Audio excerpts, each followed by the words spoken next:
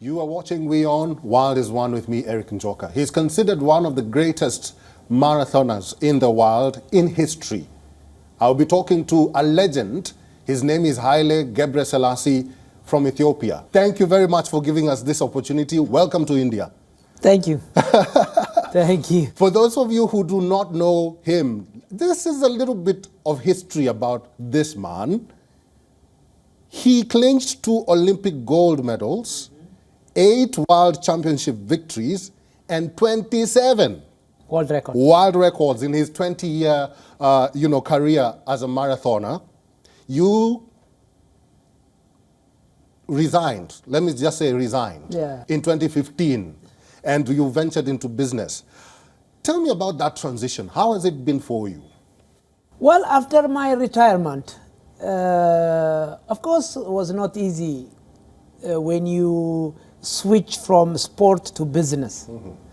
Of course, there is a similarity between business and sport, but mostly they're different, very big difference between business and sport. When you do sport, you have very few people around you, the coach, the physiotherapy, the manager, that's all. But when you do business, you have to dealing with 1,000 people, and that's a problem. But thanks to God, I'm working on it, and but it's still learning. I'm a junior for business. You're junior for business. Yeah, I'm a junior for business. Well, it's a really a big challenge, especially nowadays, as you know, what the global problem. Before, as you know, just the COVID. Now there's Russia and Ukraine war, and the whole world in trouble, and the nature there, man-made problem there, and well, I just begging just those politicians to make this planet peace and safe. Yes. Well, I'm begging to them. I'm begging to them because they can solve this problem, but they have to think about the people who lives in Africa, who lives in Latin America, Asia, and even Europe and America. I think if you think about yourself, what can you do? I mean, is it really? As a businessman, of course I'm struggling, but as a citizen of this planet, imagine what problems they are facing those people who lives all over the world. All right, you achieved so much in your 20-year career. Now you're in your 40s. Do you miss the sport? Would you go back to running? I wish to go back to competing. Still I'm running. As you said, just almost late 40. I'm 50, 49. And I missed my competition. I missed my competition. I'm still, sometimes, when I watch a race somewhere in London or Berlin and here in Delhi, for example, in Delhi, half marathon, when you watch, athletes when they fight, I wish, just to jump there. A little bit tells me that you still train to date. Why do you do that? What I have to. It's in my blood. What do I do beside running? It's in my life. And okay, no competition. Okay, what can I mean, this is nature. But running has to be there until I die. Haile, what is your driving force? What keeps you going? Well, I don't know what it keeps me going. Maybe life, maybe what I want, maybe this is, since I became, oh man, I don't know what it's going to. Well, I don't know who's going to answer this question. I cannot answer this question. You have achieved, you are a legend. You're considered one of the greatest. So many will be curious. Those people who follow you, those people who admire you, they'll be curious. What keeps this man going? And you, like you said, you're in your late 40s and you're still strong. I think it's a repetition. It's after so many years in sport, so many years in training, so many years wake up in the early morning, so many years sweating. That still keeps me. If I don't do just running a single day, I feel like guilty, and that is just I don't know. It's become, kind of mandatory. It's a kind of what do you call it? Way of life. Way of life. Thank you. Way of life. It's your way of life. Exactly. Okay, let's go back a few years ago. There has been this report of some sort of rivalry between Ethiopians and Kenyans because A long time. Yes, Long time. they are known to be, athletes, the great athletes in the world. Did you face this sort of rivalry, and how did you deal with it? Do you think it is still there? Hey, my friend, I want to tell you. You see, without Kenya, no Ethiopian athlete. Without Ethiopian athlete, no Kenyan athlete. We need each other. This rivalry has to be there. Otherwise, we cannot perform well. This is a peaceful fight. A peaceful fight. Nothing else. And the place where we enjoy, the place where we see the competition between Ethiopia and Kenya, okay, rivalry. Rivalry. Oh, that's enough. Well, actually, I always remember in my time, Yeah. when I look back, thank you to the Kenyans. Thank you to especially Paul Tergat. If Paul Tergat was not there, what would have been, just my result? Maybe 2-3 records, that's all. Always, after they broke my record, I start to work hard again. After I break and they break again. After they break, just I work hard again. That's what I used to do when I was in athletics. And thank you again. Even nowadays, I see Ethiopians. They really work very hard, and the same is true. The Kenyans also, they work hard. This is what a wonderful competition and rivalry between Ethiopia and Kenya. It's a good thing. It's a good thing. Yeah, exactly. It's a good thing. rivalry. It's a good thing. Oh, well, by the way, in the very near future, if the Indians, you see, the Indians and the Ethiopian Kenyan, there is just a similarity. If you look, just the way of their life, the way of they live, and the way of their background, the talent is there. But maybe they, until maybe they are, they will be. If they get their first hero, first winner, champion. Believe me, it will be it will be easy to find the next 1,000 Indian athlete to challenge Ethiopia and Kenya. And Kenyans. And I've been, just somewhere around in India. I checked, those Indians who's, just traveled the whole day without any problem. Even there is, just a barefoot people who, the one who lives, close to Himalayas. Why Ethiopia and Kenya are so good? Because the nature and the altitude and the food and the life, everything. All those things is there. Have you ever, just to see Ethiopia before Abebe Bikila, Ethiopian athlete? And same is true. Have you ever seen, before Kipchoge from, Kenya? You see, when you have, just a first role model, a first winner, everybody will say, I can do like what he's my neighbor, he's my village. I can do, same what he did. I can be greater than him. Exactly. Let's talk about this man who's now the greatest of them all, Eliud Kipchoge. You've just mentioned him. What are your thoughts about him? Amazing athlete. I know him very well. I've been once, just in his camp. Kipchoge, he's a very disciplined athlete. He's smart also. He's doing, he gives everything what running, what marathon needs, what athletics needs. That is, just the most important part for athlete who want to achieve what he plan, what he wish. I can say, Kipchoge, he's the one to accomplish, the discipline 99.9%.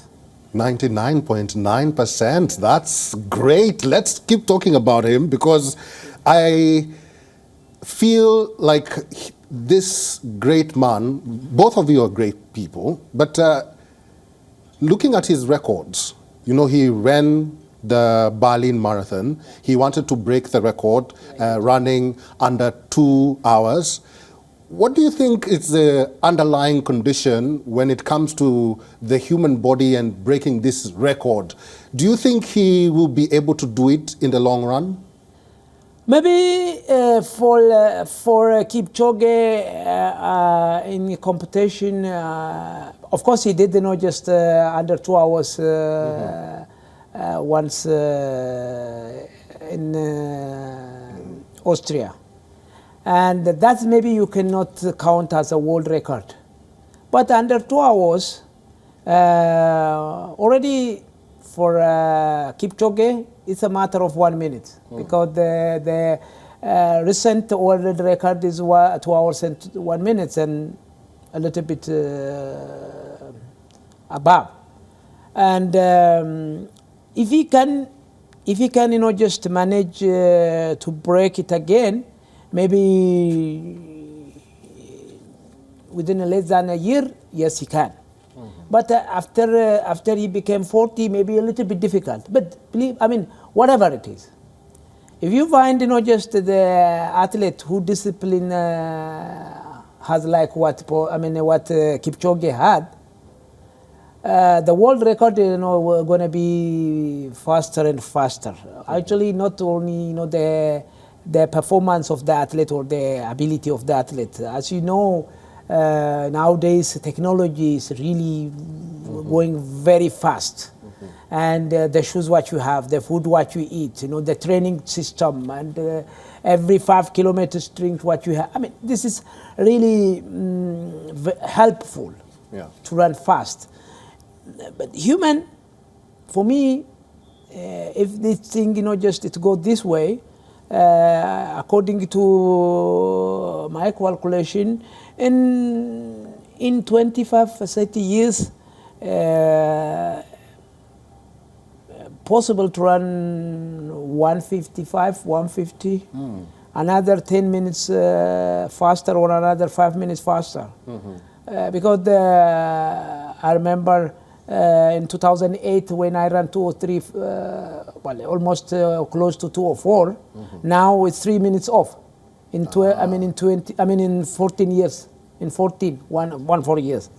And another 20 years, believe me, another 5 minutes. Or 10 minutes. 30 years. 10 minutes. Or 10 at minutes. least, 30, 35. Okay, all right. So you are in India right now. You are the international event ambassador for the Delhi Half Marathon. What will be your role at the event? As an ambassador for this Vedantan Delhi Half Marathon, you see, those people, just when they invite me here, and my first thing I have to do, just not only for the elite athlete, not only, just the organizer. For me here, I wish, just to see athletes, from India.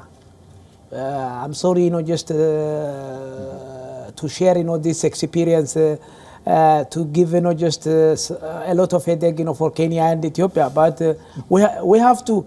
We are not selfish. Of course. We need, someone, just from other country, like India. And for me, when I came to here, and as you see, just the culture over here, very similar to my culture over in Ethiopia. And as an ambassador here, I try to do, my role, and to be here and to see athletes, and it is really one thing I appreciate. The organizer.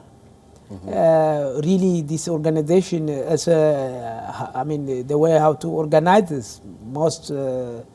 I can say, just the most successful and very professional, Okay. really wonderful. Okay. Indian athletics is currently on a high with the likes of Neeraj Chopra winning a gold at the Olympics and also a silver at the World Championships. How do you convert that medal into many in a country like India? The population is huge. Oh, my friend, it's not the population, by the way. You know, the small country can win, you know, just any tournament. It's not the population, but the most important part, you know, just how much, you know, they love that sport. For example, here in India, cricket is a big sport, huh?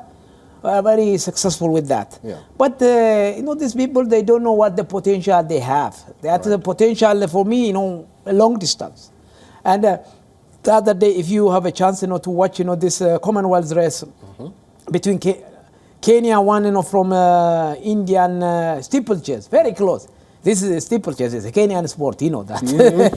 But if you look, you know, just that race, this, Indian guy, he was almost beat, you know, the Kenyan, which means these people, you know, they have a potential. That's why I told them, you guys, you know, think about what potential, what talent you have. Not only the cricket, not only Indian sport. Okay, 1 or 2 gold medal for India. For me, it doesn't, you know, just End there. Yeah, show, you know, just the Indian performance. Believe me, because they know if the Indian sport minister or sport federation or whatever, if they think in the future, yes, they can. Yes, they can, and I like that.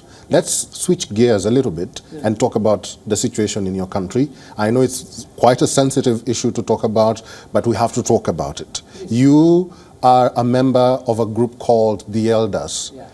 Why was it formed, and what's the purpose of that group?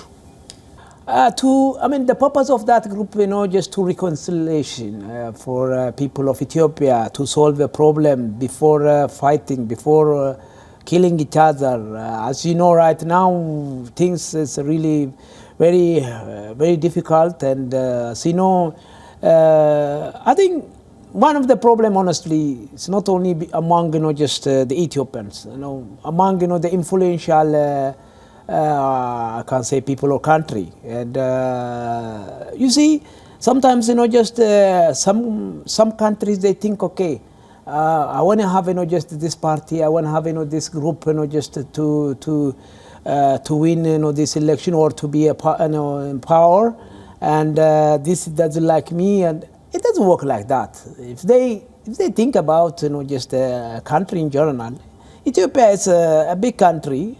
Ethiopia is an historical country, and as you know, just we're having, you know, a problem with the north part, especially Tigray part, and Ethiopia.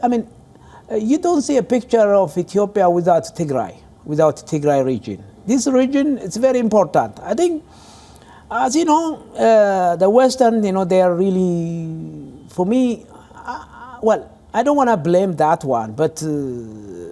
They always, you know, just if they think about Ethiopia, they have to think about the big picture, not, you know, just supporting, you know, group. I mean, it doesn't work like that. Okay.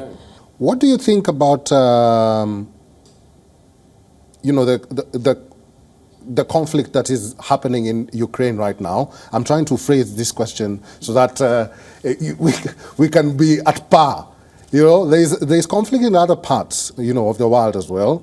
But should sports people face consequences for the political decisions of their government? Do you agree with the almost blanket ban on Russian and Belarusian athletes?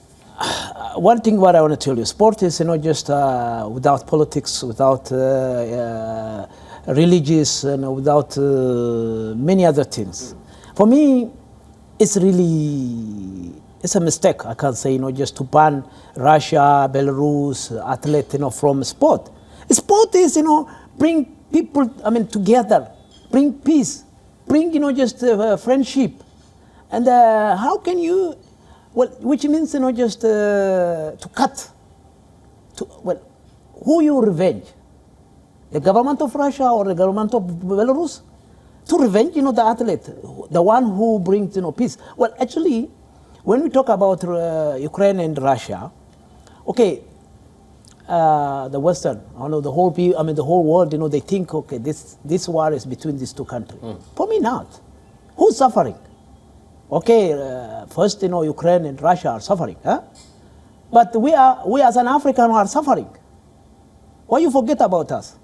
Suffering, lack of food, lack of, like inflation is high rocket and everything, the whole world. Because of the politician can solve this problem easily. But no one wanted to lose. Everybody wanted to win. It doesn't work like that. It doesn't work like that. If they want to win, first lose. First, they let them think about their people. People who lives in Europe, America, Africa, Asia, all over the world. True. Oh, what do you do, just if the nuclear thingy happen in this, in this planet? It will be a disaster. Yeah, it will be a disaster. But I'm afraid. But yeah, I'm afraid. Because, just nowadays, you think, I'm a powerful. I have this, I have that. Doesn't work like that. Now, that is an old story. Now, you don't know who had the power. You think, the powerless had the power. And if there is, just anything, I think, people almost, okay, this is who is going to solve this problem, politician, that's first.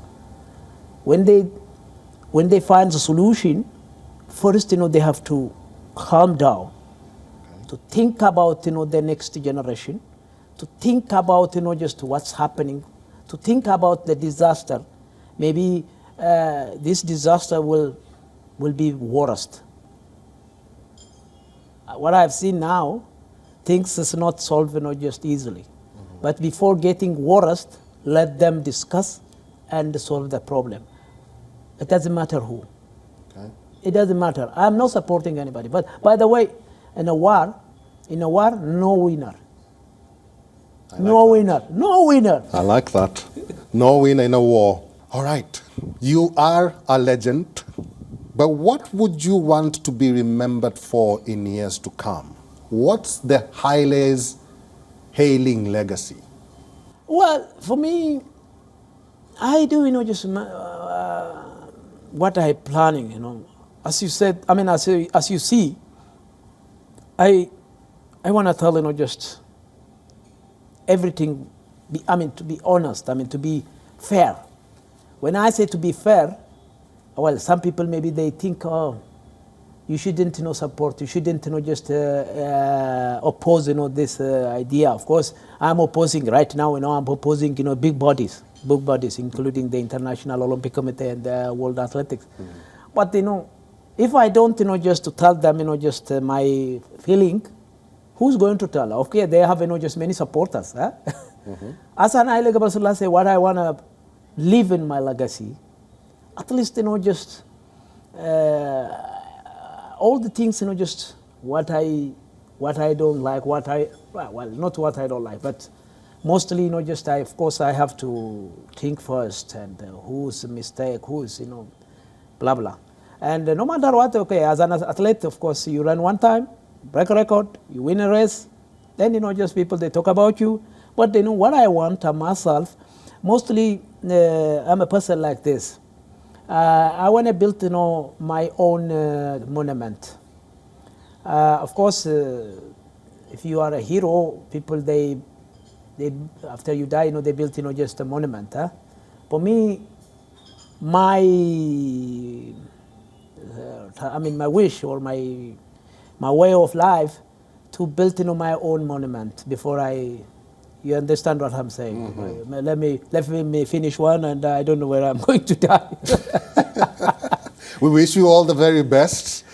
Legend, like I said, and thank you very much for this opportunity. I've been talking to a legend, as you can see. His name is Haile Gebrselassie. He's in India for the half marathon, and we wish you all the very best in that as an ambassador. And you're watching WION World is One with me, Eric Njoka. Thank you once again. Thank you.